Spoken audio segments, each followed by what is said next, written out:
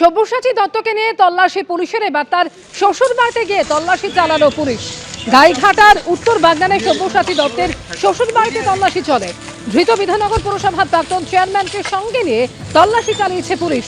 এর আগে সল্টলেক এবং রাজারহাটে তল্লাশি চালানো হয়, আর এরপর গাইঘাটা নিয়ে গিয়ে এবার তল্লাশি পুলিশের। সঠিকভাবে চলছে আমার তো মনে হয় না। একটা বুড়ি মানুষ 84 বছরের হার্ট পেশেন্ট, তাকে মানে মৃত্যুর দিকে ঠেলে দেওয়া হচ্ছে।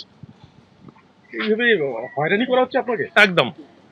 কি বলবেন, এই পালা বদলের পরে এইভাবে ডিম মারা হচ্ছে, কখনো কখনো এইভাবে রেড করার নাম করে নিয়ে আসছে, কি বলবেন? সেটা ওনাদের উপরে যা ইনস্ট্রাকশন আসছে তাই করছেন ওনারা। দলদাসে পরিণত হয়েছে। হ্যাঁ, তার চেয়েও খারাপ।